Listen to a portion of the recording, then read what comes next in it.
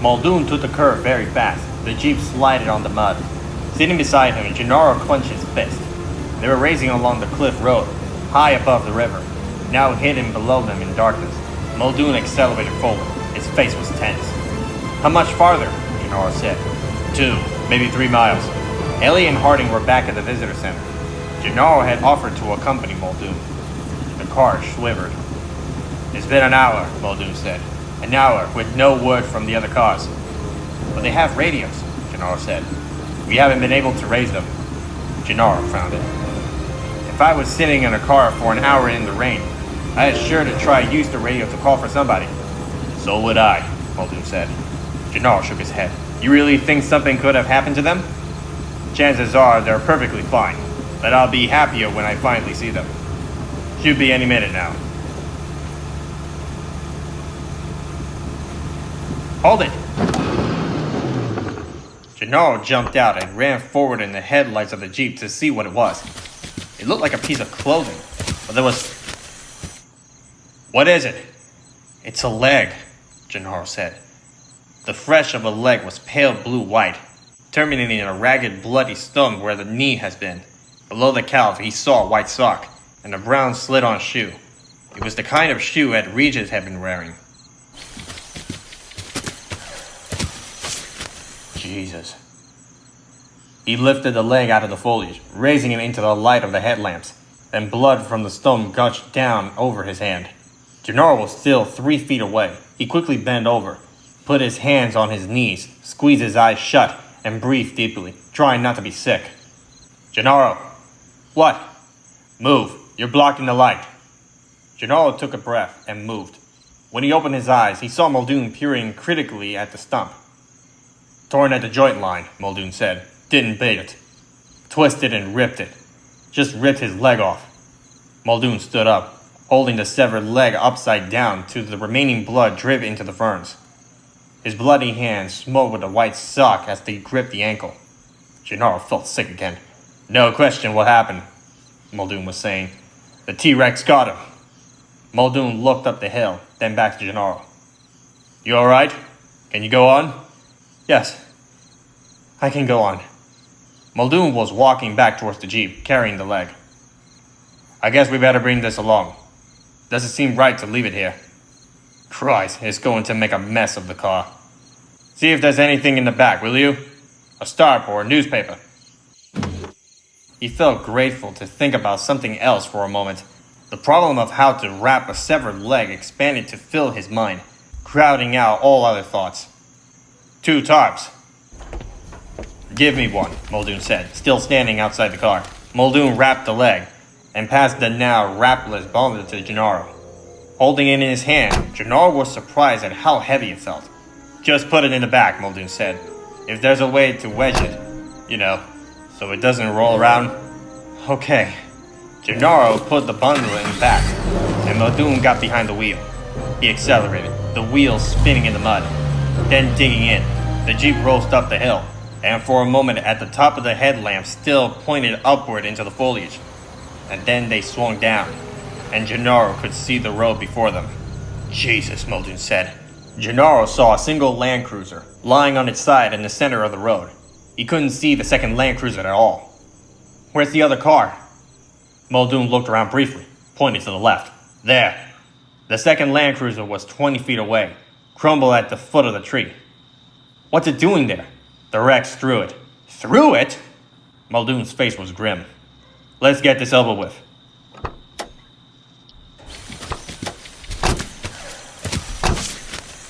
"I wouldn't worry," Muldoon said. "It's very unlikely we'll find anyone." "No?" "No," he said. He explained that during his years in Africa, he had visited the scenes of a half-dozen animal attacks on humans in the bush. One leopard attack, the leopard had torn open a tent in the night and taken a 3-year-old child. Then one buffalo attack in Amboseli. 2 lion attacks, 1 croc attack in the north near Meru. In every case, there was surprisingly little evidence left behind. Inexperienced people imagined horrific proofs of an animal attack, torn limbs left behind in the tent, trails of dripping blood leading away into the bush, blood-stained clothing not far from the campsite. But the truth was there was usually nothing at all, particularly if the victim was small, an infant or a young child. The person just seemed to disappear, as if he had walked out into the bush and never come back. A predator could kill a child just by shaking it, snapping the neck. Usually there wasn't any blood. And most of the time you never found any other remains of the victims. Sometimes a button from a shirt or a sliver of rubber from a shoe, but most of the time, nothing. Predators took children, they preferred children, and they left nothing behind. So Muldoon thought it highly unlikely that they would ever find any remains of the children. But as he looked in now, he had a surprise. I'll be damned. Muldoon tried to put the scene together. The front windshield of the Land Cruiser was shattered, but there wasn't much glass nearby. He had noticed shards of glass back on the road, so the windshield must have broken back there before the tyrannosaur picked up the car and threw it here. But the car had taken a tremendous beating. Muldoon shone his light inside. Empty? Gennaro said tensely. Not quite, Muldoon said. His flashlight glinted off the crushed radio handset, and on the floor of the car he saw something else, something curved and black. The front doors were bended and jammed shut, but he climbed in through the back door and crawled over the seat to pick up the black object. It's a watch, he said, peering in the beam of his flashlight. What is it, a watch? Gennaro said. Yes, and there's a radio, but it's broken. Is that significant? Yes, and there's something else. There was a sour odor inside the car. He shone the light around until he saw vomit dripping in the side of the door panel. He touched it, still fresh. One of the kids may still be alive, Muldoon said. Gennaro squinted at him. What makes you think so?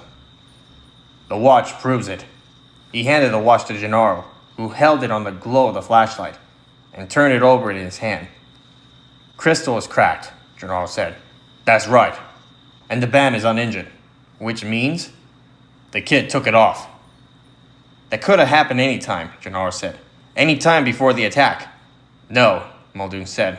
Those LCD crystals are tough. It takes a powerful blow to break them. The watch face was shattered during the attack. So the kid took his watch off. Think about it, Muldoon said.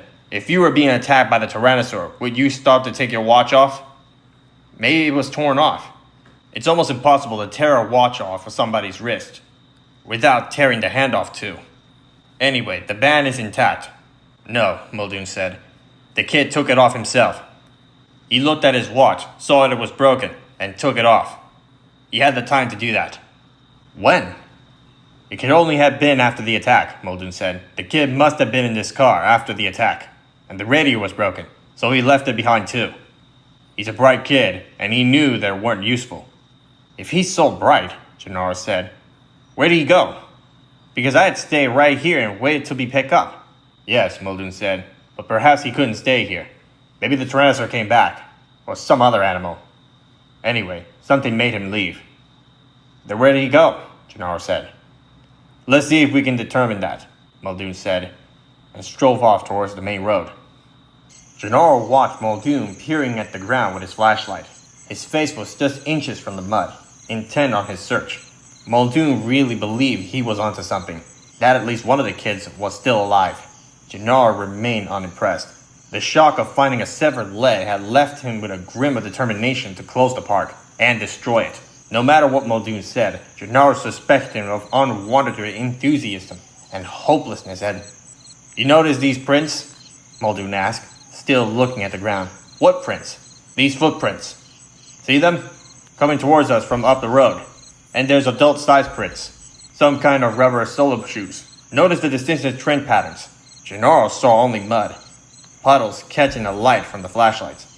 You can see the adult prints come to here, when they're joined by other prints, small and medium-sized, moving around in circles, overlapping, almost as if they were standing together, talking. But now here they are. They seem to be running. He pointed off. There, into the park. Gennaro shook his head. You can see whatever you want in this mud. Muldoon got to his feet and stepped back. He looked down at the ground and sighed. Say what you like. I'll rather one of the kids survived. And maybe both. Perhaps even an adult as well. If these big prints belong to someone other than the Regis. We've got to search the park. Tonight? Gennaro said. Muldoon wasn't listening.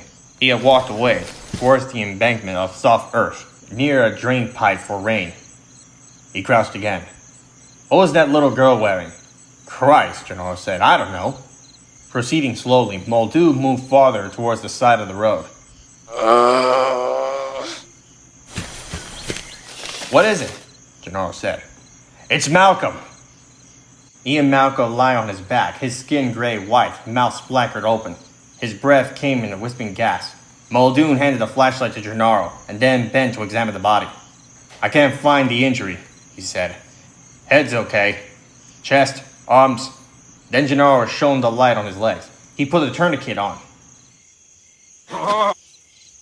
Muldoon stepped back and tried to decide what to do next.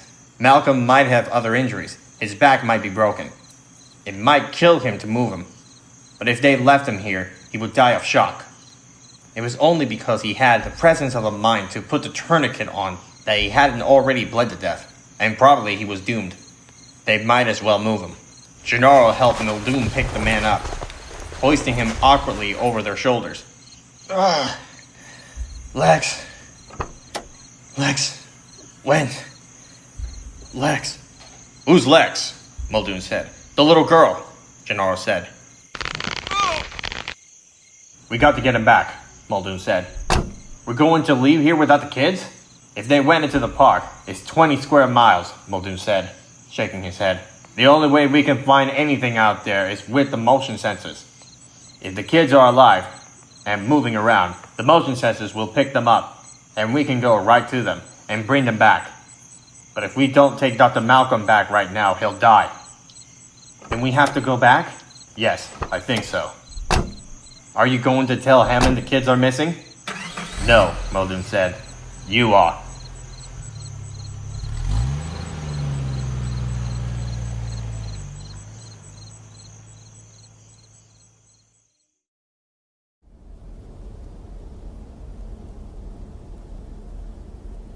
Donald Gennaro stared at Hammond, sitting in a deserted cafeteria. The man was scooping ice cream, calmly eating it. So Muldoon believes the children are somewhere in the park? He thinks so, yes. Then I'm sure we'll find them. I hope so, Gennaro said. He watched the old man deliberately eating, and he felt a chill. Oh, I'm sure we'll find them. After all, I keep telling everyone, this park is made for kids. Just so you understand, they're missing, sir. Missing? Of course I know they're missing. I'm not senile. Look, Darnold, let's not get carried away. We have had a little breakdown from the storm or whatever. As a result, we have suffered a regrettable, unfortunate accident. And that's all that's happened. We're dealing with it. Arnold will get the computers cleaned up. Muldoon will pick up the kids. And I have no doubt he'll be back with them by the time we finish this ice cream. So let us just wait and see what develops, shall we? Whatever you say, sir, Gennaro said. Why? Henry Wu said, looking at the console screen. Because I think Nedry did something to the code, Arnold said. That's why I'm checking it. All right, but have you tried your opinions? Like what? I don't know. Aren't the safety systems still running? Key checks? All that? Jesus, they must be. Safety systems can't be turned off except at the main panel. Well, if key checks is active, you can trace what he did. I sure as hell can, Arnold said. Why hadn't he thought of it before? It was so obvious. The computer system at Jurassic Park has several tiers of safety systems built into it. One of them was a key check program, which monitors all the keystroke entered by operators with access to the system. It was originally installed as a debugging device, but it was retained for its safety value.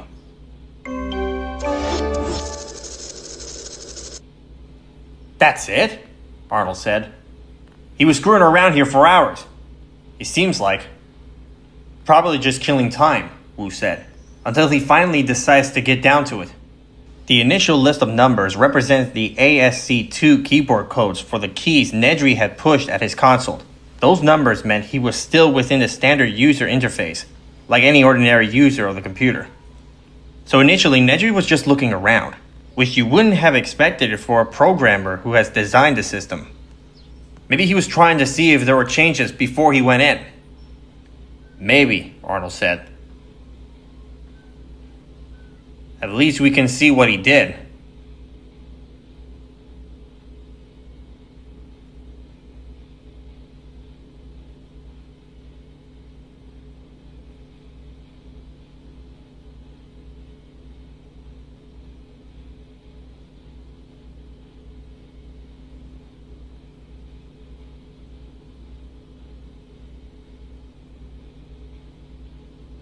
He's trying to turn off the safety systems.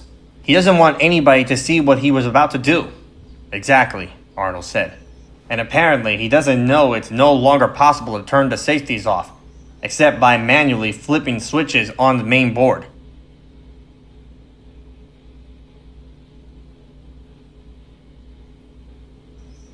Finally, Wu said, here's the kicker. What the hell is that? White rabbit? Is that supposed to be his private joke? It's marked as an object, Wu said. Let's see where it's in the code, Arnold said. Maybe we can figure out what it does.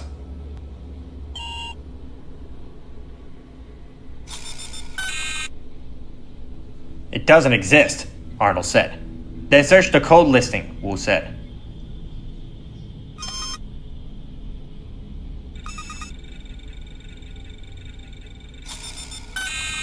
There it is. It's not an object.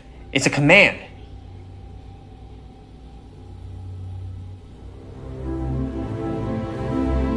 Son of a bitch. Wu shook his head. It isn't a bug in the code at all. No, it's a trap door. The fat bastard put what looks like an object call, but is actually a command that links the security and the perimeter system, and then turned them off, giving him complete access to every place in the park. Then we must be able to turn them back on. Yeah, we must. Arnold frowned at the screen. All we have to do is figure out the command. I'll run an execution trace on the link. We'll see where that gets us. Wu got up from his chair. Meanwhile, he said. Meanwhile, that somebody went into the freezer about an hour ago. I think I better go count my embryos. Ellie was in her room, about to change out her wet clothes, when there was a knock on the door. Alan? I'm sorry, but we need your help, Muldoon said briefly. The land cruisers were attacked an hour ago. We brought Malcolm back, but he's in shock. He's got a very bad injury to his leg. He's still unconscious, but I put him in the bed in his room. Harding is on his way over. Harding? She said. What about the others? We haven't found the others yet, Dr. Sattler, Muldoon said. He was speaking slowly now. Oh my God. But we think that Dr. Grant and the children are still alive. We think they went into the park, Dr. Sattler. Went into the park? We think so. Meanwhile, Malcolm needs help. I have called Harding. Shouldn't you call the doctor? There's no doctor on the island. Harding's the best we have. But surely you can call for a doctor. No, Muldoon shook his head. Phone lines are down. We can't call out. He shifted the packet in his arm. What's that? Nothing. Just go to Malcolm's room and help Harding, if you will. And Muldoon was gone. She sat on her bed, shocked. Ellie Sattler was not a woman disposed to unnecessary panic, and she had known Grant to get out of dangerous situations before. Once he had been lost in the Badlands for 4 days when a cliff gave away beneath him, and his truck fell 100 feet into the ravine. Grant's right leg was broken. He had no water, but he walked back on a broken leg. On the other hand, the kids. She shook her head, pushing the thoughts away. The kids were probably with Grant. And if Grant was out in the park, well, what better person to get them safely through Jurassic Park than a dinosaur expert?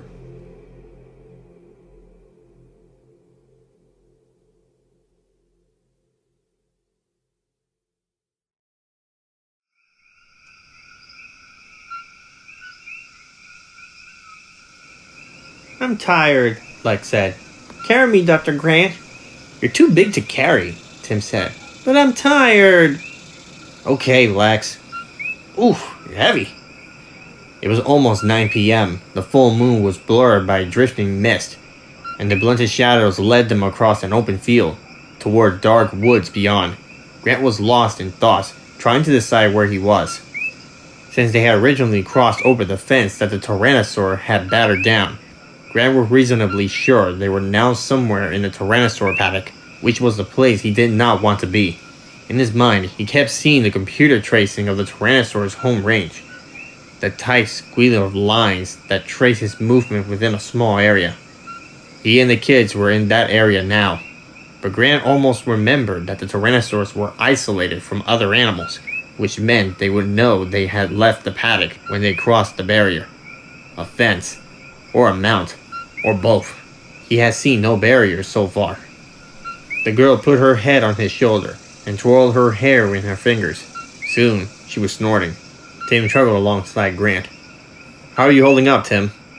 "Okay, but I think we might be in the tyrannosaur area." "I'm pretty sure we are. I hope we get out soon." "You going to go into the woods?" Tim said. As they came closer, the woods seemed dark and forbidding. "Yes," Grant said. "I think we can navigate by the numbers on the monitor sensors." The monitor sensors were green boxes set about 4 feet off the ground. Some were freestanding, most were attached to trees. None of them were working, because apparently the power was still off. Each sensor box has glass lens mounted in the center, and painted code numbers beneath that. Up ahead in the mist-streaked moonlight, Grant could see the box marks TS-04. They entered the forest.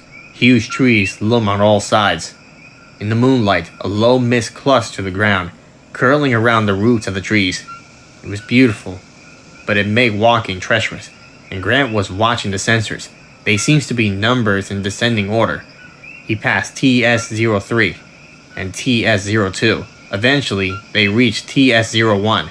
He was tired from carrying the girl, and he hoped this would coincide with a boundary for the tyrannosaur paddock. But it was just another box in the middle of the wood. The next box after that was marked TN-01, followed by TN-02. Grant realized the numbers must be arranged geographically around the central point, like a compass. They were going from south to north, so the numbers got smaller as they approached in the center, then got larger again. "At least we're going the right way," Tim said. "Good for you," Grant said. Tim smiled and tumbled over a vine in the mist. He got quickly to his feet. They walked on for a while. "My parents are getting a divorce." "My dad moved out last month. He has his own place in Mile Valley now." "He never carried my sister anymore. He never even picked her up." "And he says you have dinosaurs on the brain?" Grant said. "Yeah." "You miss him?" "Not really. Sometimes. She misses him more." "Who? Your mother?" "No, Lex. Mom has a boyfriend. She knows him from work." "Have you met him?" Grant said. "Yeah. How is he?" "He's okay. He's younger than my dad, but he's bald." "How does he treat you?" "I don't know. Okay. I think he's just trying to get in my good side. I don't know what's going to happen. Sometimes my mom says we'll have to sell the house and move. Sometimes he and my mom fight, late at night. I sit in my room and play with my computer, but I can still hear it." "Are you divorced?" "No," Grant said. "My wife died a long time ago." "And now you're with Dr. Sattler?" "No. She's my student." "You mean she's still in school?" "Graduate school, yes." Grant paused long enough to shift Lex to his other shoulder, and then they continue on past TN-05 and TN-06.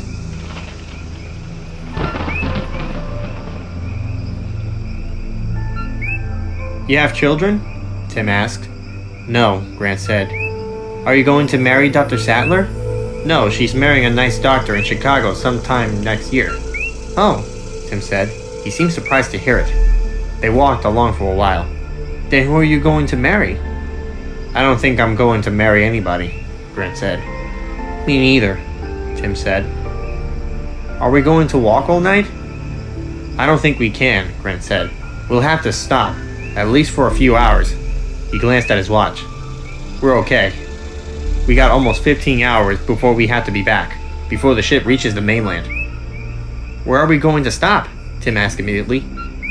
Grant was wondering the same thing. His first thought was that they might climb a tree and sleep up there, but they will have to climb very high to get safety away from the animals, and Lex might fall out while she was asleep, and tree branches were hard. They wouldn't get any sleep. At least he wouldn't. They needed someplace really safe. He thought back to the plans when he had seen it in the jet coming down. He remembered that there was an outlined buildings for each of the different divisions. Grant didn't know what they were like, because plans for the individual buildings weren't included, and he couldn't remember exactly where they were, but he remembered that they were scattered all around the park. There might be buildings somewhere nearby. Tim, can you hold your sister for me? I'm going to climb a tree and have a look around.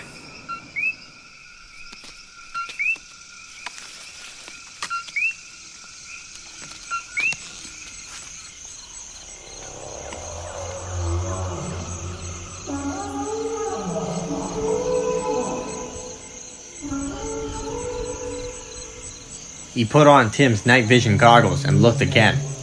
He followed the gray curve of the mount, and then saw what he was looking for, a dark stripe of a service road, leading to the flat rectangular of a roof. The roof was barely above the ground level, but it was there, and it wasn't far, maybe a quarter of a mile or so from the tree.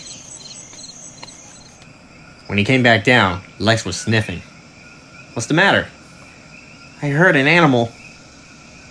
It won't bother us. Are you awake now? Come on.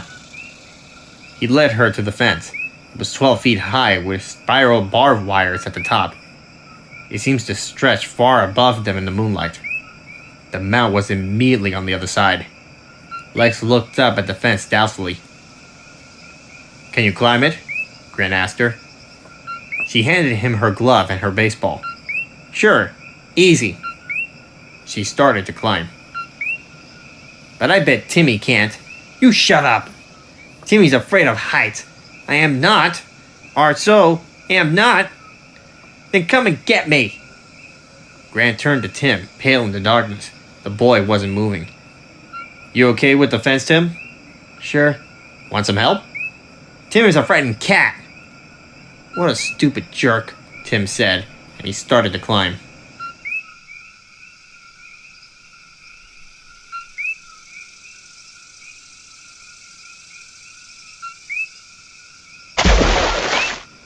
It's freezing, Lex said. At least I got Timmy over the fence for you, Lex said. He really is scared most times. Thanks for your help, Tim said sarcastically. In the moonlight, he could see flooded lumps in the surface. He moved along the mount, looking at the concrete wall on the far side. The concrete was smooth. He couldn't possibly climb it. Ew, Lex said, pointing to the water. It won't hurt you, Lex. Grant finally found a place where the concrete had cracked and a vine grew down towards the water. He tugged on the vine, and it held his weight. Let's go, kids. They started to climb the vine, back to the field above. It took only a few minutes to cross the field to the embankment leading to the Bellow Grade service road, and the maintenance building off to the right. They passed 2 monitor sensors, and Grant noticed with some uneasiness that the sensors were still not working, nor were the lights. More than 2 hours had passed since the power first went out, and it was not yet restored. Is he around here? No, Grant said. We're in another section of the park from him. They slid down the grassy embankment and moved towards the concrete building. In the darkness, it was foreboding, bunker-like. What is this place? Lex said. It's safe, Grant said, hoping that was true. The entrance gate was large enough to drive a truck through. It was fitted with heavy bars. Inside, they could see the building was an open shed, with piles of grass and bales of hay stacked among equipment. The gate was locked with a heavy padlock. As Grant was examining it, Lex slipped sideways between the bars. Come on, you guys. I think you can do it, Dr. Grant. He was right. It was a tight squeeze, but Grant was able to ease his body between the bars and get into the shed. As soon as he was inside, a heave of exhaustion struck him. "I wonder if there's anything to eat," Lex said. "Just hay." Grant broke open a bough and spread it around the concrete. The hay in the center was warm. They lay down, feeling the warmth. Lex curled up beside him and closed her eyes. Tim put his arm around her. Neither child spoke. They were almost immediately snoring. Grant raised his arm to look at his watch, but it was too dark to see. He felt the warmth of the children against his body. Grant closed his eyes and slept.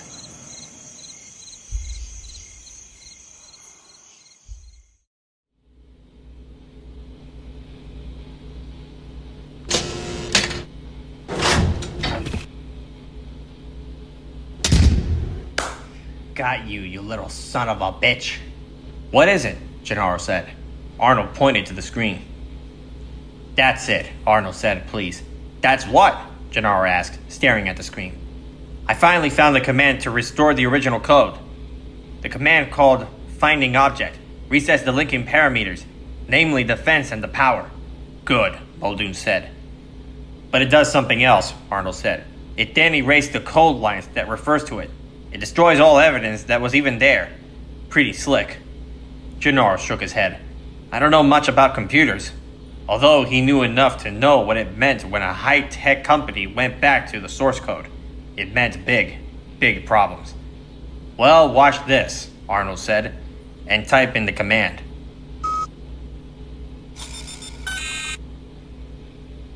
Muldoon pointed to the windows. "Look!" Outside, the big quartz lights were coming on throughout the park. They went to the windows and looked out.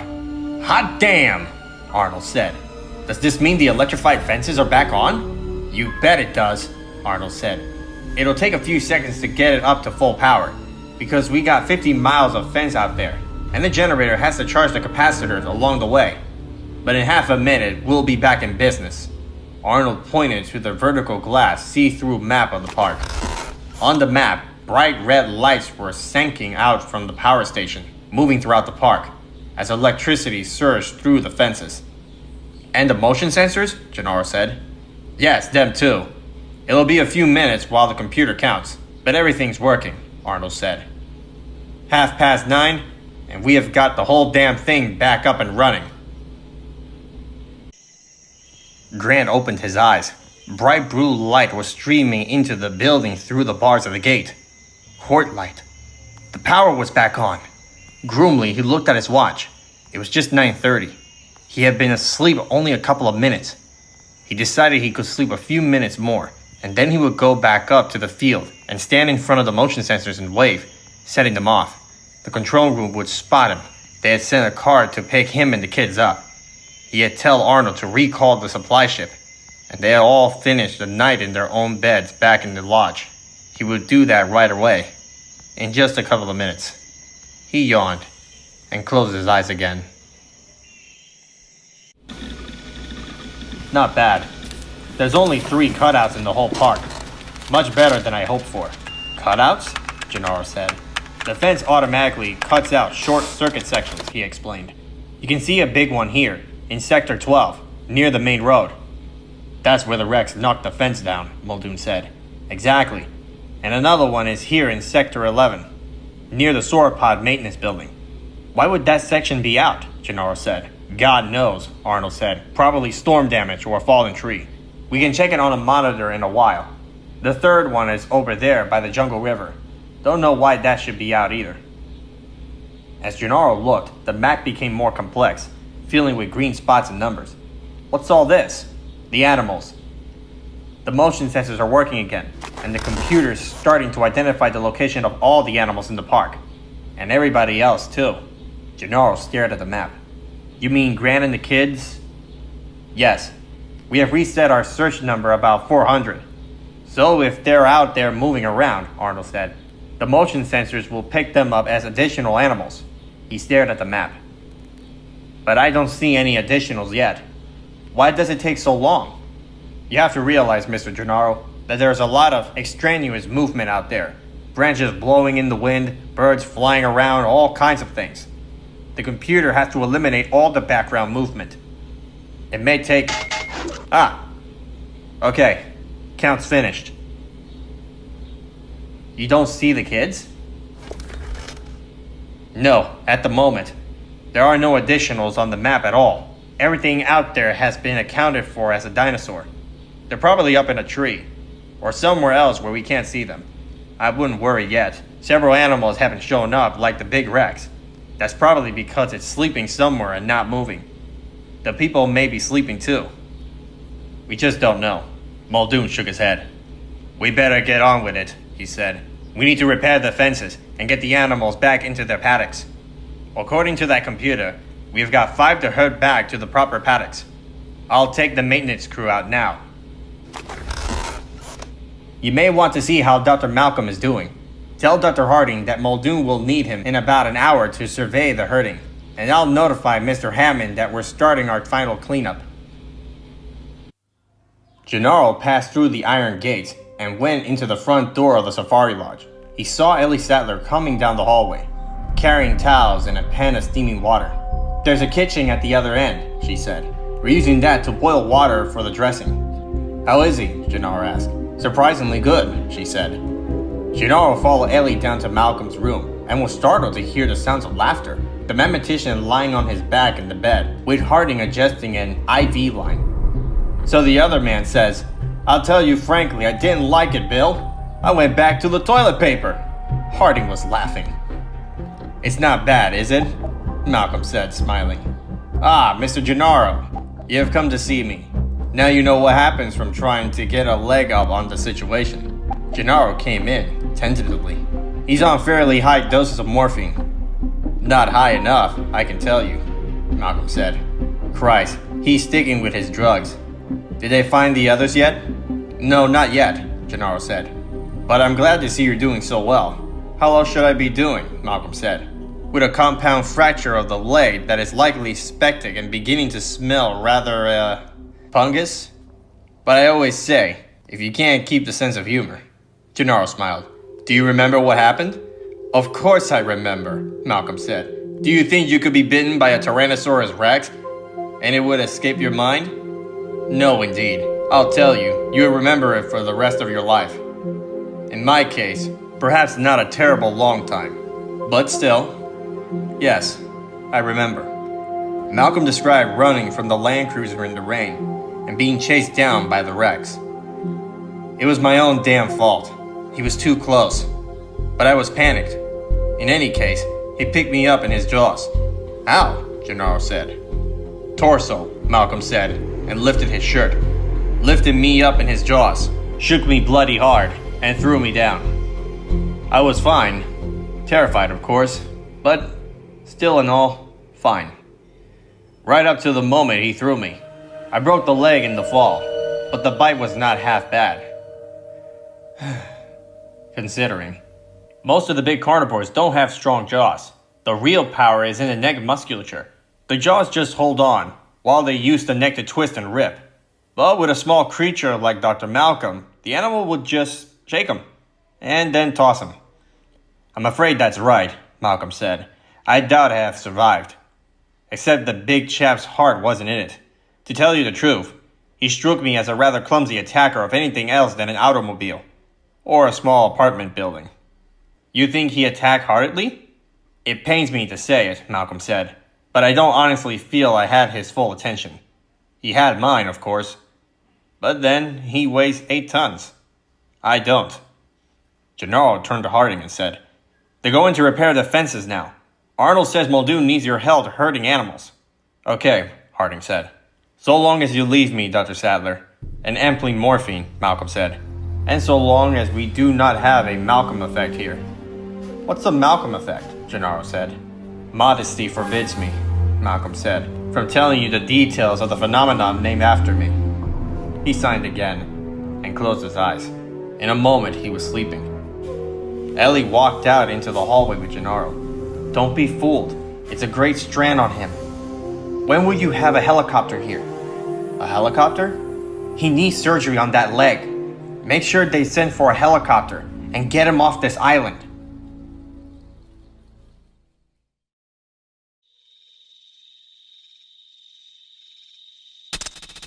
The portable generators sputtered and roared to life, and the quartz floodlights glowed at the ends of their telescoping arms.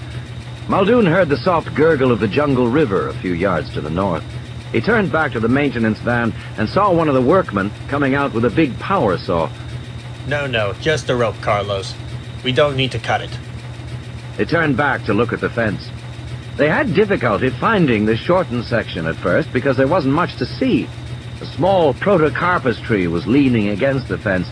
It was one of several that had been planted in this region of the park, their feathery branches intended to conceal the fence from view. But this particular tree had been tied down with guy wires and turnbuckles. The wires had broken through the storm, and the metal turnbuckles had blown against the fence and shorted it out. Of course, none of this should have happened. Grounds crews were supposed to use plastic-coated wires and ceramic turnbuckles near fences, but it had happened anyway. In any case, it wasn't going to be a big job. All they had to do was pull the tree off the fence, remove the metal fittings, and mark it for the gardeners to fix in the morning. It shouldn't take more than 20 minutes. And that was just as well, because Muldoon knew the Dilophosaurs always stayed close to the river. Even though the workmen were separated from the river by the fence, the Dillos could spit right through it, delivering their blinding poison. Ramon, one of the workmen, came over. "Senor Muldoon," he said, "did you see the lights?" What lights? Muldoon said. Ramon pointed to the east through the jungle. "I saw it as we were coming out. It is there, very faint. You see it? It looks like the lights of a car, but it is not moving." Muldoon squinted. It probably was just a maintenance light. After all, power was back on. We'll worry about it later. Right now, let's just get that tree off the fence. Arnold was in an expensive mood. The park was almost back in order. Muldoon was repairing the fences. Hammond had gone off to supervise the transfer of animals with Harding. Although he was tired, Arnold was feeling good. He was even in the mood to indulge the lawyer Gennaro. "The Malcolm effect," Arnold said. "You worried about that?" "I'm just curious." "You mean you want me to tell you why Ian Malcolm is wrong?" "Sure." Arnold lit another cigar. "It's technical. Try me." "Okay," Arnold said. "Chaos theory describes non-linear systems. It's now becoming a very broad theory that's been used to study everything from the stock market to heart rhythms. A very fashionable theory. Very trendy to apply it to any complex system where there might be unpredictability. Okay?" "Okay," Gennaro said. "Ian Malcolm is a mathematician specializing in chaos theory.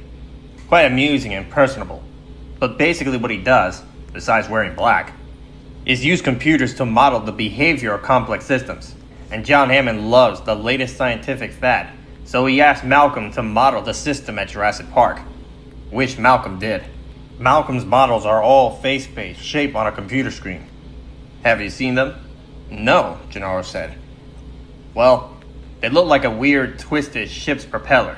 According to Malcolm, the behavior of any system follows the surface of the propeller. You with me?" "Not exactly," Gennaro said. Arnold held out his hand in the air. "Let's say I put a drop of water on the back of my hand. That drop is going to run off my hand. Maybe it'll run towards my wrist. Maybe it'll run towards my thumb, or down between my fingers. I don't know for sure where it will go, but I know it will run somewhere along the surface of my hand. It has to." "Okay." Chaos theory treats the behavior of a whole system like a drop of water moving on a complicated propeller surface. The drop may spiral down or slip outward towards the edge. It may do many different things, depending, but it will always move along the surface of the propeller. Okay. Malcolm's models tend to have a ledge, or a sharp incline where the drop of the water will speed up greatly. He modestly called this speeding up movement the Malcolm effect. The whole system could suddenly collapse. And that was what he said about Jurassic Park, that it had inherent instability. "Inherent instability," Gennaro said. "And what did you do when you got his report?" "We disagree with it, and ignore it, of course," Arnold said. "Was that wise?" "It's self-evident," Arnold said. "We're dealing with living systems after all. This is life, not computer models." In the harsh quartz lights, the Hypsilophodont's green head hung down out of the sling, the tongue dangling, the eyes dull. Careful! Careful! Harding grunted and eased the head back onto the leather straps. He didn't want to impede circulation through the carotid artery. The crane hissed as it lifted the animal into the air onto the waiting flatbed truck. The Hypsie was a small dryosaur, 7 feet long, weighing about 500 pounds. She was dark green, with mottled brown spots. She was breathing slowly, but she seemed all right. Harding had shot her a few minutes before with a tranquilizer gun, and apparently he had guessed the correct dose. There was always a tense moment dosing these big animals. Too little, and they would run off into the forest, collapsing where you couldn't get to them. Too much, and they went into terminal cardiac arrest. This one had taken a single bounding leap and keeled over, perfectly dosed. Watch it! Easy! Hammond was shouting to the workmen. Mr. Hammond, please. Well, they should be careful. They are being careful. He climbed up onto the back of the flatbed as the Hypsie came down, and he set her into the restraining harness. Harding slipped on the cardiogram collar that monitored heartbeat, then picked up the big electronic thermometer the size of a turkey baster and slipped it into the rectum. It beeped, 96.2 degrees. How is she? Hammond asked fretfully. She's fine. She only dropped 1.5 degrees. That's too much! Too deep! You don't want her waking up and jumping off the truck, Harding snapped. Before coming to the park, Harding had been the chief of veterinary medicine at the San Diego Zoo, and the world's leading expert on animal care. He flew all over the world, consulting with zoos in Europe, India, and Japan on the care of exotic birds. He'd had no interest when this peculiar little man showed up, offering him a position in a private game park. But when he learned what Hammond had done, it was impossible to pass up. Harding had an academic bent, and the prospect of writing the first textbook of veterinary internal medicine, Diseases of Dinosauria, was compelling. In the late 20th century, veterinary medicine was scientifically advanced. The best zoos ran clinics little different from hospitals. New textbooks were merely refinements of old. For a world-class practitioner, there were no worlds left to conquer. But to be the first to care for a whole new class of animals, that was something. And Harding had never regretted his decision. He had developed considerable expertise with these animals, and he didn't want to hear from Hammond now. The Hypsie snorted and twitched. She was still breathing shallowly. There was no ocular reflex yet, but it was time to get moving. All aboard! Let's get this girl back to her paddock. Living systems are not like mechanical systems. Living systems are never in equilibrium. They are inherently unstable. They may seem stable, but they're not. Everything is moving and changing. In a sense, everything is on the edge of collapse. Gennaro was frowning. But lots of things don't change. Body temperatures doesn't change. All kinds of other body temperature changes constantly, Arnold said. Constantly. It changes cyclically over 24 hours. Lowest in the morning, highest in the afternoon. It changes with mood, with disease, with exercise, with outside temperature, with food. It constantly fluctuates up and down, tiny jiggles in a grap, because at any moment, some forces are pushes temperatures up and other forces are pulling it down. It is inherently unstable, and every other aspect of living systems is like that too. So you're saying Malcolm is just another theoretician, Arnold said. Sitting in his office, he made a nice mathematical model, and it never occurred to him that what he saw as defects were actually necessities. Look, when I was working on missiles, we dealt with something called resonant yaw. Resonant yaw meant that, even though a missile was only slightly unstable off the pad, it was hopeless. It was inevitably going to go out of control, and it couldn't be brought back. That's the feature of mechanical systems. A little wobbly can go worse until the whole system collapses. But those same little wobblies are essentially to the living system. They mean the system is healthy and responsive. Malcolm never understood that. Are you sure he didn't understand that? He seems pretty clear on the difference between living and non-living. Look, Arnold said, the proof is right here. He pointed to the screens. In less than an hour, the park will be back online. The only thing I got left to clear is the telephones. For some reason, they're still out. but everything else will be working. And that's not theoretical. That's a fact. The needle went deep into the neck, and Harding injected the medrine into the anesthetized female dryosaur as she lay on her side on the ground. Immediately, the animal began to recover, snorting and kicking her powerful hind legs. Back, everybody! Get back! The dinosaur staggered to her feet, standing drunkenly. She shook her lizard head, stared at the people standing back in the quartz lights, and blinked. She's drooling. Temporarily. It'll stop. The dryosaur coughed, and then moved slowly across the field, away from the lights. Why isn't she hopping? She will. It'll take her about an hour to recover fully. She's fine. Okay, boys, let's go deal with the stego. Muldoon watched as the last of the stakes was pounded into the ground. The lines were pulled taut, and the protocarpus tree was lifted clear. Muldoon could see the blackened, charred streaks on the silver fence where the short had occurred. At the base of the fence, several ceramic insulators had burst. They would have to be replaced. But before that could be done, Arnold would have to shut down all the fences. Control, this is Muldoon. We're ready to begin repair. All right. Shutting out your sector now. Muldoon glanced at his watch.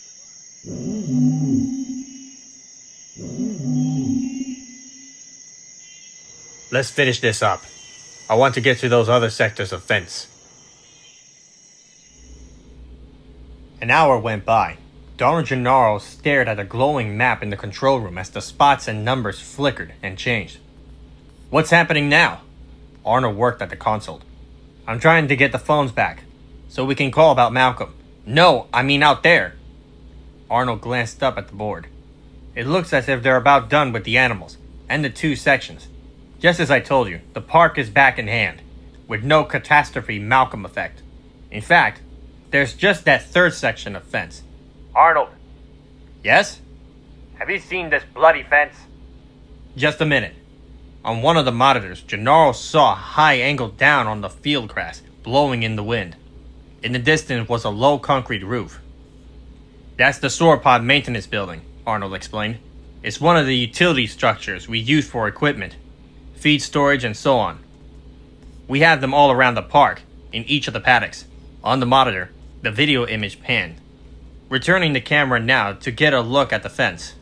Gennaro saw the shiny wall of metallic mesh in the light. One section had been trampled, knocked flat. Muldoon's jeep and work crew were there. Huh, Arnold said. Looks like the Rex ran into the sauropod paddock. Fine dining tonight. We'll have to get him out there, Arnold said. With what? We haven't got anything to use on a Rex. I'll fix this fence, but I'm not going in there until daylight.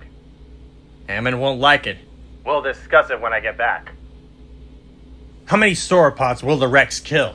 Hammond said, pacing around the control room. Probably just one, Harding said. Sauropods are big. The Rex can feed off a single kill for several days. We have to go out and get him tonight, Hammond said. Muldoon shook his head. I'm not going in there until daylight.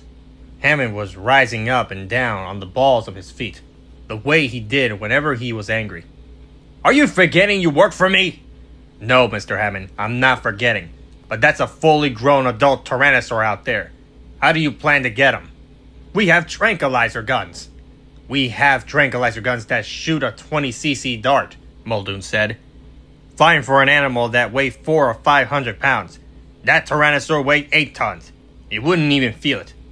You ordered a larger weapon. I ordered 3 larger weapons, Mr. Hammond, but you cut the equations, so we got only one. And it's gone. Nedry took it when he left. That was pretty stupid. Who let that happen? Nedry's not my problem, Mr. Hammond, Muldoon said. You're saying, Hammond said, that as of this moment, there is no way to stop the tyrannosaur? That's exactly what I'm saying, Muldoon said. That's ridiculous. It's your park, Mr. Hammond. You didn't want anybody to be able to injure your precious dinosaurs. Well, now you have got a Rex in with the sauropods, and there's not a damn thing you can do about it. He left the room. Just a minute, Hammond said, hurrying after him. Gennaro stared at the screens and listened to the shouted argument in the hallway outside. I guess you don't have control of the park yet after all, Don't kid yourself, Arnold said, lighting another cigar. We have the park. It'll be dawn in a couple of hours. We may lose a couple of dinos before we get the Rex out of there. But believe me, we have the park.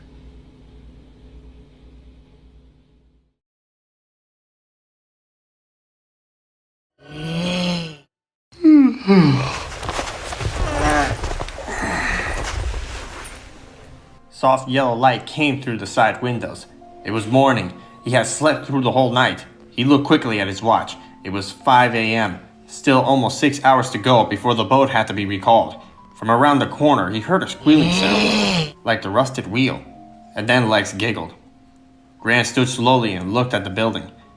Now that it was daylight, he could see was some kind of a maintenance building, with stacks of hay and supplies. On the wall, he saw a gray metal box and a Stellan sign. This must be the sauropod paddock, as he thought. He opened the box and saw a telephone, but when he lifted the receiver, he heard only hissing static. Apparently, the phones weren't working yet. Grant walked around the corner and found Lex by the bars, holding out a handful of hay to an animal outside that looked like a large pink pig, and it was making a squeaking sound Grant had heard. It was actually an infant triceratops, about the size of a pony. The infant didn't have horns on his head yet, just a curved bony frill behind its big soft eyes.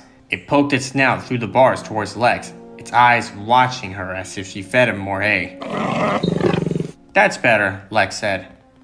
There's plenty of hay, don't worry. She patted the baby on the head. You like hay, don't you, Ralph? This is Ralph. He's my friend. He likes hay. Grant took a step and stopped wincing. You look pretty bad, Lex said. I feel pretty bad. Tim, too. His nose is all swollen up. Where is Tim? Peeing. You want to help me feed Ralph? The baby triceratops looked at Grant. Hay stuck out both sides of his mouth, dropping on the floor as it chewed.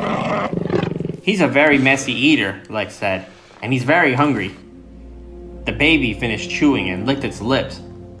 It opened its mouth, waiting for more. Grant could see the slender, sharp teeth and the beaking upper jaw like a parrot. Okay, just a minute, Lex said, scooping up more straws from the concrete floor. Honestly, Ralph, you would think your mother never feed you. Why is his name Ralph? Because he looks like Ralph at school. It's okay, you can pet him, Lex said. He likes it when you pet him, don't you, Ralph? The skin felt dry and warm, with a pebble texture of a football. Ralph gave a little squeak as Grant petted it. Outside the bars, its thick tail swung back and forth with pleasure. He's pretty tamed. Ralph looked from Lex to Grant as it ate, and showed no signs of fear. It reminded Grant that a dinosaur didn't have ordinary response to people. Maybe I can ride him, Lex said. Let's not. I bet he'd let me, Lex said. It'll be fun to ride a dinosaur.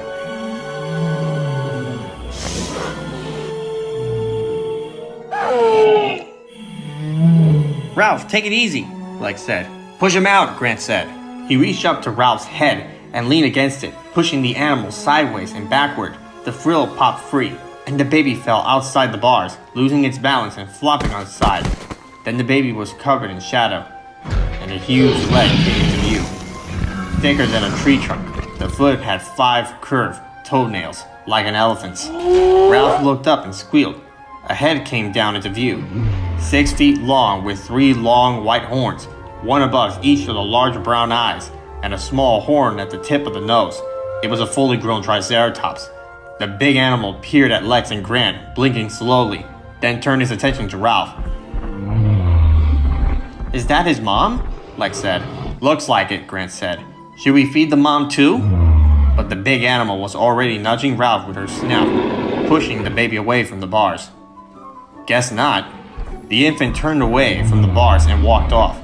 From time to time, the big mother nudged her baby, guiding it away as they both walked out into the fields. Goodbye, Ralph, Lex said, waving. Tim came out of the shadows of the building. Tell you what, Grant said. I'm going up the hill to set off the motion sensors, so they'll know to come get us. You two stay here and wait for me. No, Lex said. Why? Stay here. It's safe here. You're not leaving us, right, Tim? Right. Okay, Grant said. They crawled through the bars, stepping outside. It was just before dawn. The air was warm and humid, the sky soft pink and purple. A white mist clung low to the ground. Some distance away they saw the mother triceratops and the baby moving away toward a herd of large duck-billed hadrosaurs, eating foliage from trees at the edge of the lagoon.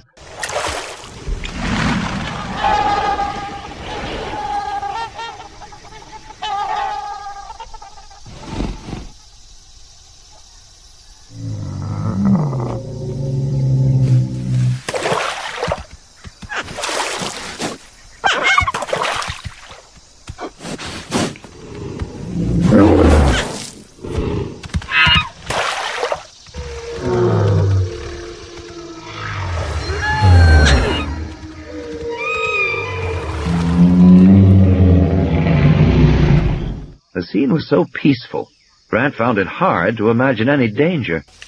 Yo! Lex shouted, ducking. 2 giant red dragonflies with 6-foot wingspans hummed past them. What was that? Dragonflies. The Jurassic was a time of huge insects. Do they bite? Lex said. I don't think so. Oh, Grant said. Tim held out his hand. One of the dragonflies lighted on it. He could feel the weight of the huge insect. It's going to bite you, Lex warned. But the dragonfly just slowly flapped its red-veined, transparent wings, and then, when Tim moved his arm, flew off again. Which way do we go? Lex said. There. They started walking across the field. They reached a black box mounted on a heavy metal tripod, the first of the motion sensors. Grant stopped and waved his hand in front of it, back and forth. But nothing happened. If the phones didn't work, perhaps the sensors didn't work either. We'll try another one. Ah, hell, Arnold said. I can't find it. He had taken all the video monitors offline. In the control room, he was searching for the computer code. He was exhausted. He had been working for 12 straight hours. He turned to Wu, who had come up from the lab. Find what? The phones are still out. I can't get them back on. I think Nedry did something to the phones. Wu lifted one phone. Heard hissing. Sounds like Muldoon, but it's not, Arnold said. Because I went down into the basement and shut off all the Muldoons. What you're hearing is just white noise that sounds like Muldoon's transmitting. So the phone lines are jammed? Basically, yes. Nedry jammed them very well. He inserted some kind of a lockout into the program code. And now I can't find it, because I gave that restore command which erased part of the program listings. But apparently the command to shut off the phones are still resonant in the computer memory. So, just reset. Shut the system down and you'll clear memories. I have never done it before, Arnold said, and I'm reluctant to do it. Maybe all the systems will come back and start up, but maybe they won't. I'm not a computer expert, and neither are you. Not really. And without an open phone line, we can't talk to anybody who is. If the command is RAM resonant, it wouldn't show up on the code. You can do a RAM dump and search that, but you don't know what you're searching for. I think all you can do is reset. We still don't have any telephones. Working on it. You have been working on it since midnight, and Malcolm is worse. He needs medical attention. It means I have to shut down, Arnold said. I can't be sure everything will come back on. Look, there's a sick man over in that lodge. He needs a doctor or he'll die. You can't call for a doctor unless you have a phone. 4 people have probably died already. Now shut down and get the phones working. Arnold hesitated. Well, Gennaro said. Well, it's just the safety systems don't allow the computers to be shut down and... Then turn the goddamn safety systems off! Can't you get it through your head that he's going to die unless he gets help?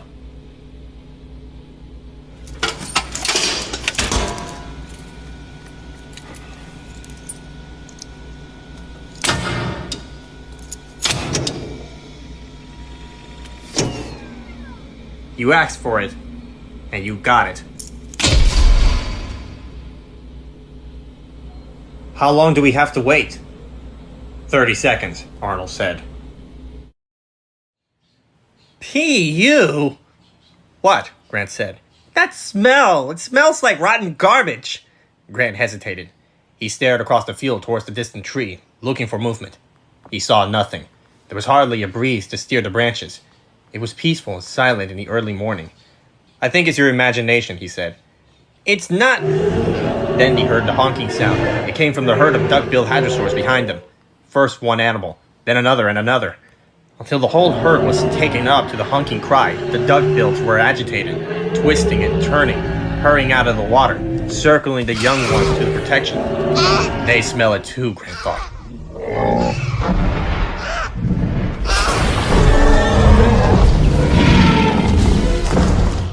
I told you! Nobody listens to me! Come on, kids!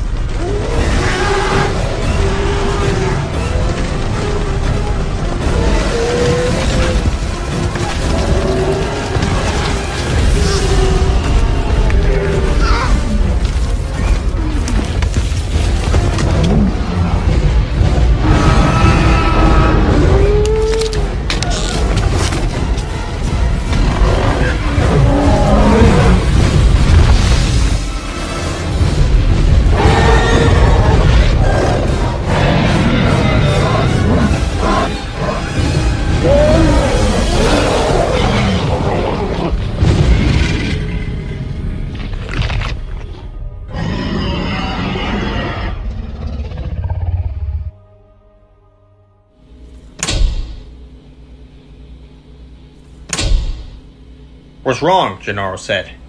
Oh, hell, Arnold said.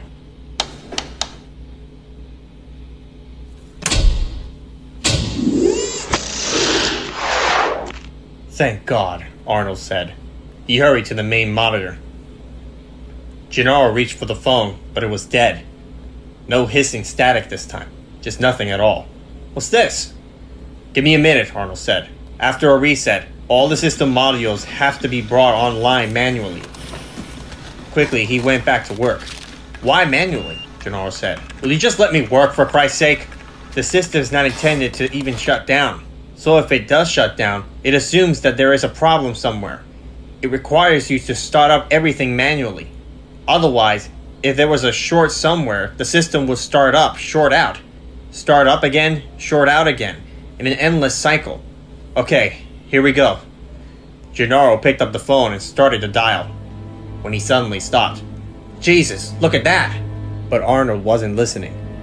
He was staring at the map, where a tight cluster of dots by the lagoon had started to move in a coordinated way. What's happening? Gennaro said. The duckbills.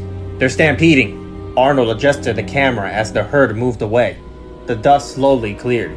He saw that the hadrosaurs had scattered and the tyrannosaur had stopped running, which could only mean it had made a kill. The tyrannosaur was now near the lagoon. Better get Muldoon out there and see how bad is it. I'll get him, Gennaro said, and left the room.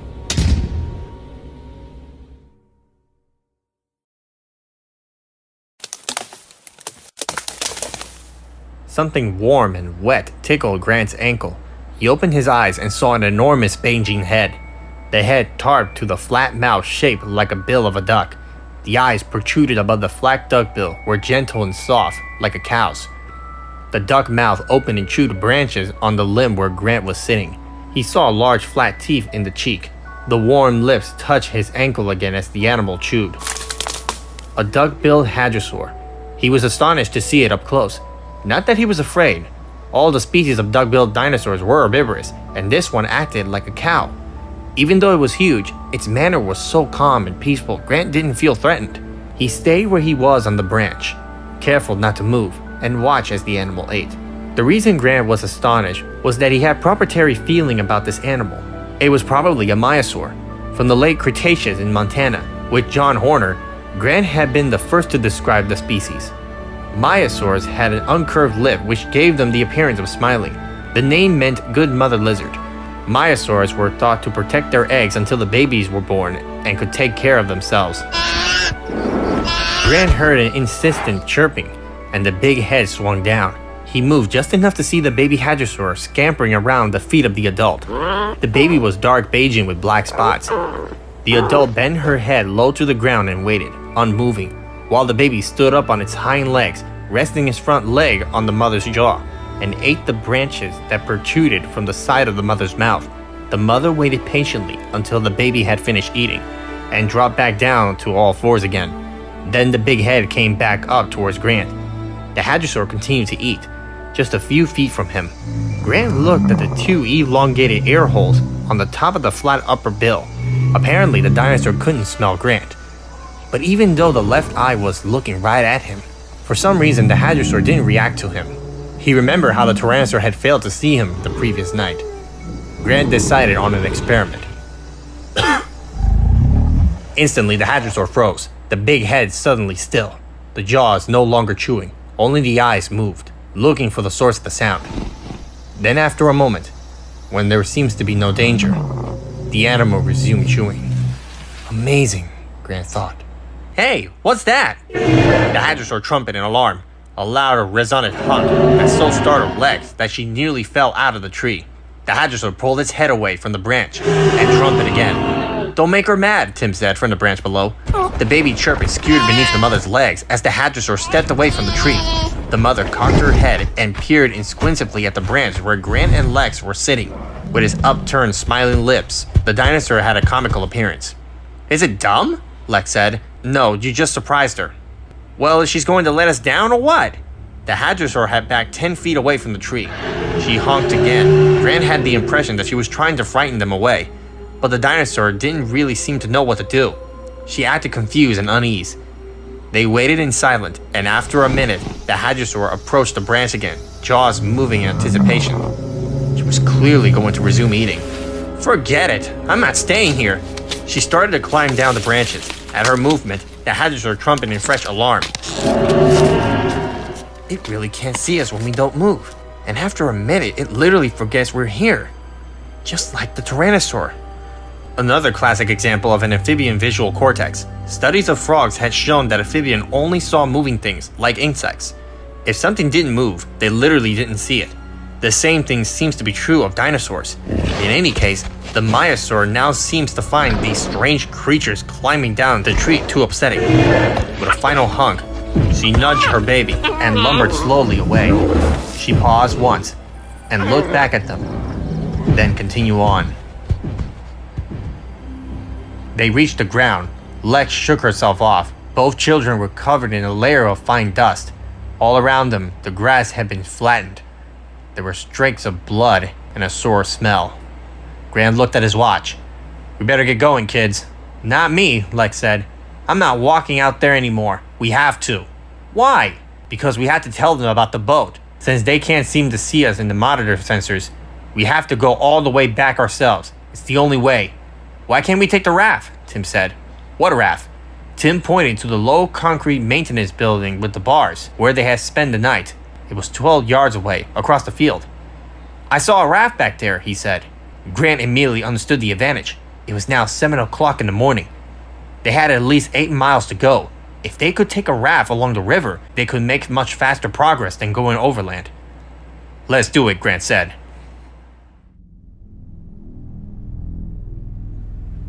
I don't see any raft. Keep going. Bags of cement, length of copper pipes, green mesh, and 2 plastic arrays hung up clips into the concrete wall. Okay, he said. But where's the raft? It must be here somewhere, Tim said. You never saw a raft? No, I just assumed it was here. Poking around the junk, Grant found no raft. But he did find a set of plants rolled up in a speckle with a mold of humidity stuck onto the back of the metal cabinet into the wall. He spread the plants onto the floor, brushing away a giant spider. He looked at them for a long time. I'm hungry. Just a minute. According to this, the lagoon narrowed into the river they had seen earlier, which twisted northwards, right through the aviary, and on to within a half mile of the visitor lodge. He flipped back through the pages. How to get to the lagoon? According to the plans, there should be a door at the back of the building they were in. Grant looked up and saw it, resonant back into the concrete wall. The door was wide enough for a car. Opening it, he saw a paved road running straight down towards the lagoon. The road was dug below ground level, so it couldn't be seen from above. It must be another service road, and it led to the dock at the edge of the lagoon, and clearly stenciled into the dock. Hey, Tim said, look at this. He held out a metal case to Grant. Opening it, Grant found a compressor air pistol and a clutch belt that held darts. There were 6 darts in all, each as thick as his fingers, labeled Moral 709. Good work, Tim. He slung the belt around his shoulder and stuck to his gun into his trousers. Is it a tranquilizer gun? I say so. What about the boat? Lex said. I think it's on the dock, Grant said. They stared down at the road. Grant carried the arrays into his shoulder. I hope it's a big raft, Lex said, because I can't swim. Don't worry, he said. Maybe we can catch some fish, she said.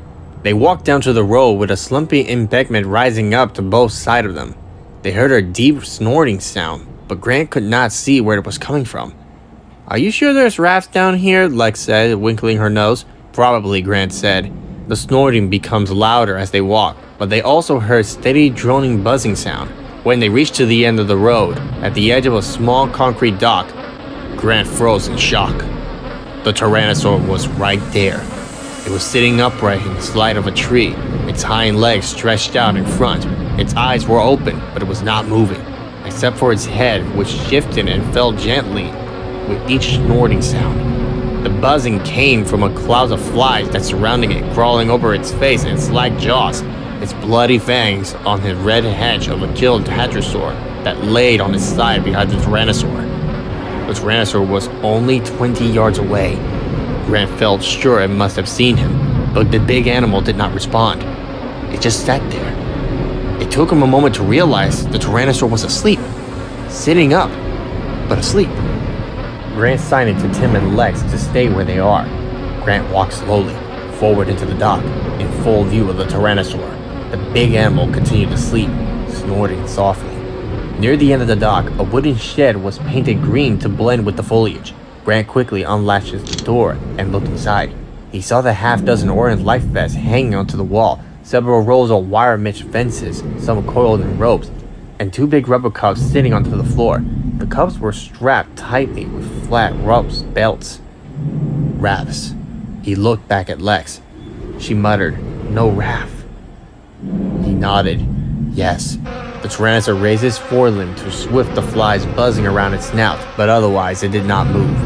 Grant pulled one of the cubs out into the dock. It was surprisingly heavy. He freed the strap, found the inflated cylinder. With a loud hiss, the rubber began to expand. The sound was fiercely louder into their ears. Grant turned, stared after the tyrannosaur. The tyrannosaur grunted and snorted. It began to move. Grant braced himself to run. But the animal shifted, pounced its bulk into a settling back against the tree trunk and gave a long, growling belch. Lex looked disgusted, waving her hands in front of her face. Grant was soaked in sweat for the tension. He dragged the rubber raft across the dock. It floated into the water with a loud splash. The tyrannosaur continued to sleep. Grant tied the boat up into the dock and returned to the shed to take out 2 life preserves. He put this in the boat, and then he waited for the kids to come out into the dock. Pale with fear, Lex waved back. No. Grant gestured. Yes. The tyrannosaur continued to sleep. Grant stabbed into the air with an embedded finger. Lex came silently, and he gestured for her to get into the raft. Then Tim got in, and they both put on their life vests. Grant got in and pushed off. The raft drifted silently out into the lagoon. Grant picked up his paddle and stiffed them into the oarlocks. They moved farther from the dock. Lex sat back, sighing loudly in relief. Then she looked stricken and put her hand over her mouth. Her body was shooken with muffled sound. She was suppressing a cough. She always coughed at the wrong time. Lex, Tim whispered fiercely, looking back towards the shore. She shook her head miserably and pointed through her throat. He knew what it meant. What she needed was a drink of water. Grant was rolling, and Tim leaned over to the side of the raft and scooped his hand into the lagoon, holding his cupped hand towards her. Lex coughed loudly, explosively in Tim's ears. The sound echoed across the water like a gunshot. The tyrannosaur yawned lazily, scratching behind its ear with his hind leg like a dog. It yawned again. It was groggy after its big meal, and it woke up slowly. On the boat, Lex was making little gargling sound. "Lex, shut up," Tim said. "I can't help it," she whispered. Then she coughed again. Grant rowed hard, moving the raft powerfully into the center of the lagoon. On the shore, the tyrannosaur stumbled to its feet. "I couldn't help it, Timmy," Lex shrieked miserably. "I couldn't help it." "Shh." Grant was rowing as fast as he could. "Anyway, it doesn't matter," she said. "We're far enough away. He can't swim." "Of course he can swim, you little idiot!" Tim shouted at her. On the shore, the tyrannosaur stepped off into the dock and plunged into the water. It moved strongly into the lagoon after them. "Well, how should I know?" she said. "Everyone knows tyrannosaurs can swim. It's in all the books. Anyway, all reptiles can swim. Snakes can't. Of course snakes can, you idiot. Settle down, Grant said. Hold on to something. Grant was watching the tyrannosaur, noticing how the animal swam. The tyrannosaur has its chest deep into the water, but it could hold its big head high above the surface. Then Grant realized the animal wasn't swimming. It was walking, because moments later, only the very top of the head, its eyes and nostrils protruded above the surface. By then, it looked like a crocodile, and it swam like a crocodile, swinging its big tail back and forth so the water curved beneath it. Exactly like a crocodile, he thought unhappily. The biggest crocodile in the world. I'm sorry, Dr. Grant, Lex waited. I didn't mean it.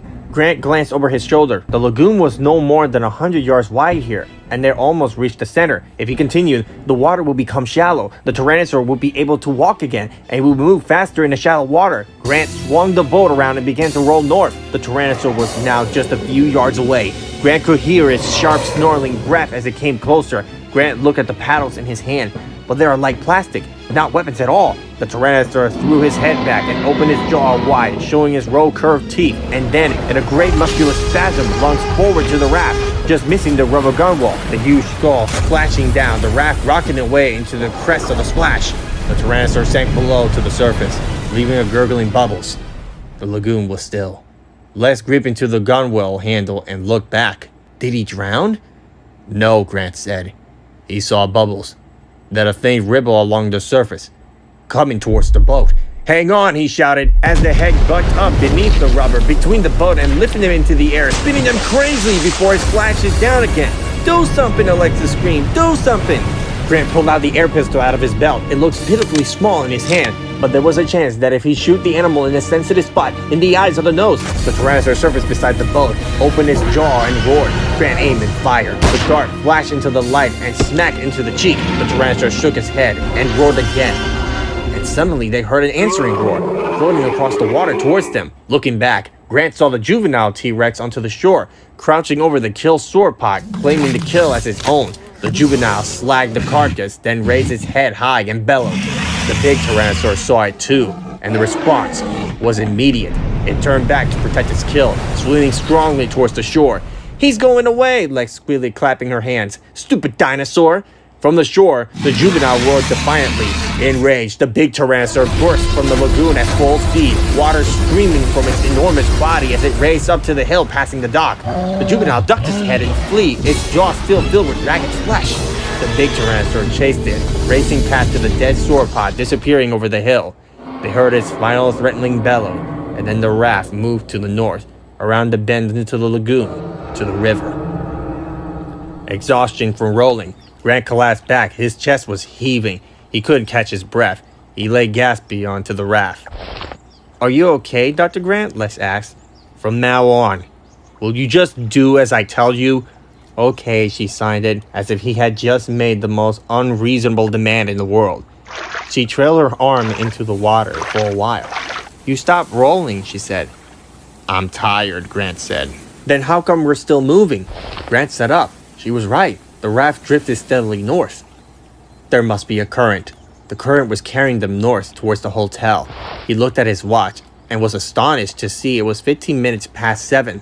Only 15 minutes had passed since he had last looked at his watch. It seems like 2 hours. Grant lay back against the rubber gunwales, closed his eyes, and slept.